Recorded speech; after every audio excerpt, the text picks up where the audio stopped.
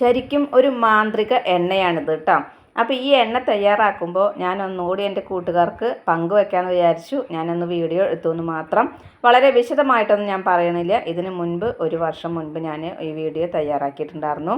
അപ്പോൾ ഈ എണ്ണയുടെ പേരാണ് ചങ്ങലം പരണ്ട എണ്ണ എന്ന് കേട്ടോ. ചങ്ങലം പരണ്ട എണ്ണ വെച്ചാൽ ചങ്ങലം പരണ്ട എന്ന ചെടി നമ്മൾ തണ്ടൊക്കെ എടുത്തിട്ട് എണ്ണ കാച്ചി എടുക്കുന്നതാണിത്.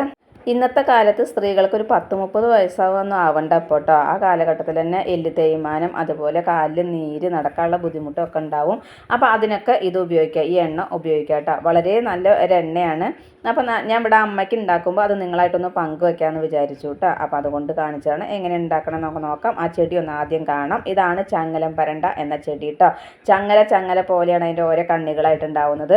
അപ്പോൾ ഈ ഇല കൊണ്ട്, ഈ ചങ്ങലം പരണ്ടയുടെ ഇല കൊണ്ട് നമുക്ക് തോരൻ, ചമ്മന്തി ഇതൊക്കെ ഉണ്ടാക്കി കഴിക്കാം. അപ്പോൾ അതിനെക്കുറിച്ചിട്ടൊന്നും ഞാൻ പറയണില്ല. ഞാൻ എണ്ണ ഉണ്ടാക്കുന്ന വിധമാണ് നിങ്ങളായിട്ട് പങ്കുവെക്കുന്നത്.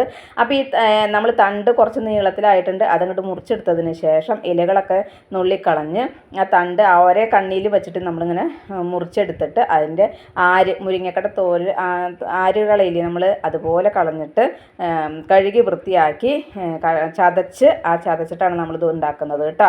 അപ്പോൾ അതൊന്നും ഉണ്ടാക്കുന്ന സമയത്ത് നിങ്ങളായിട്ട് പങ്കുവെച്ചു എന്ന് മാത്രം. പിന്നെ ഇത് ഞാൻ പറഞ്ഞു ഒരുപാട് സവിശേഷത ഉള്ളതാണ്. മുറിഞ്ഞ എല്ല് കൂടും അങ്ങനെയൊക്കെ പറയുമ്പോൾ അതിൻ്റേതായ ഒരു ഗുണം എന്താണെന്നുള്ളത്. അപ്പോൾ നമുക്ക് ആയുർവേദ കടകളിൽ നിന്ന് ഞാൻ ഒരുപാട് ഈ എണ്ണ അന്വേഷിച്ചിട്ട് എനിക്ക് കിട്ടാതെ കോട്ടക്കൽ ആയുർവേദ കടയിൽ നിന്ന് ഒരു കഷ്ണം ഈ ചങ്ങലം പരണ്ടയുടെ തണ്ട് തന്നതാണ് കേട്ടോ. അത് ഞാൻ വെച്ച് പിടിപ്പിച്ചിട്ട് അതൊന്ന് ഉണ്ടാക്കിയതിന് ശേഷം ഞാൻ ഇവിടെ അമ്മയ്ക്ക് എണ്ണ കാച്ചിയിട്ട് ഇപ്പോൾ 3-4 പ്രാവശ്യം കാച്ചി കഴിഞ്ഞു. അതിൻ്റെ ഇടയ്ക്ക് ഞാൻ എരിക്കിൻ്റെ ഇലട്ടിട്ടും കാച്ചിട്ടുണ്ടായിരുന്നു കേട്ടോ. അപ്പോൾ അതേ ഇതുപോലെ തണ്ടൊക്കെ എടുത്തതിന് ശേഷം കഴുകി വൃത്തിയാക്കി ചതച്ചെടുത്തിട്ടുണ്ട്.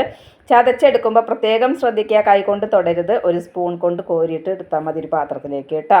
അല്ലെങ്കിൽ ചൊറിച്ചിലുണ്ടാവും, അത് പ്രത്യേകം ശ്രദ്ധിക്കുക. പിന്നെ ഈ എണ്ണ കാച്ചാനായിട്ട് വേണ്ടത് നല്ലെണ്ണയാണ്, അതും ശ്രദ്ധിക്കുക കേട്ടോ. അപ്പം ഞാൻ അതേ നല്ലെണ്ണ അടുപ്പത്ത് വെച്ചിട്ടുണ്ട്.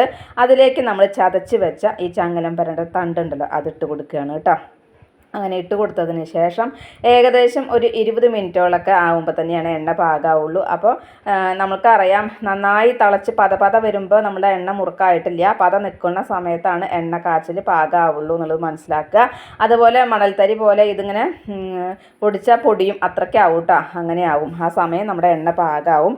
അപ്പോൾ ആ ചണ്ടിയൊക്കെ ഞാൻ എണ്ണയിൽ നിന്ന് കോരി എടുത്തതിന് ശേഷം ഇത് എണ്ണ ഇനി നമുക്കിത് അരിപ്പയിൽ അരിച്ച് ഒഴിക്കാം കേട്ടോ.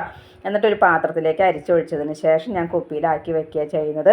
അപ്പോൾ നിങ്ങൾക്ക് കാണിക്കാനായിട്ട് ഞാൻ ഇങ്ങനെ കാണിച്ചു എന്ന് മാത്രം. ഇതാണ് നമ്മുടെ ചങ്ങലം പരണ്ട എണ്ണ കേട്ടോ. അപ്പോൾ വളരെ നമുക്ക് നല്ലതാണ്. ഒടിവ്, ചതവ്, നീര് ഇതൊക്കെ ഉണ്ടെന്നുണ്ടെങ്കിൽ ഇത് പുരട്ടുന്നത് വളരെ നല്ലതാണ്. അപ്പോൾ ഞാൻ ഇതിന് മുൻപ് ഇതിനെക്കുറിച്ച് വിശദമായിട്ട് ഞാനൊരു വീഡിയോ ചെയ്തിട്ടുണ്ട്. അപ്പോൾ അതിൻ്റെ ലിങ്ക് താഴെ കൊടുക്കുക, അത് കണ്ടോളൂ. ഒരു കഷ്ണം കിട്ടിയാൽ മതി. നമ്മുടെ വീട്ടിൽ നമുക്ക് ചട്ടിയിലോ മരത്തിൻ്റെ മുകളിലേക്ക് പടർത്തിയിട്ടോ ഒക്കെ ഇത് പടർന്നിങ്ങനെ പൂട്ടോ. അപ്പോൾ അങ്ങനെ നമുക്ക് വളർത്തിയെടുക്കാം.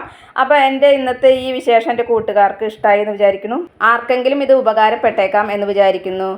ലൈക്ക് ചെയ്യുക, ഷെയർ ചെയ്യുക. അതുപോലെ പുതിയതായി കാണുന്ന ഏതെങ്കിലും കൂട്ടുകാരുണ്ടെങ്കിൽ സബ്സ്ക്രൈബ് ചെയ്യാൻ മറക്കരുതേ. നിങ്ങളുടെ സ്വന്തം ജോ. വീണ്ടും കാണാം. Bye, see U.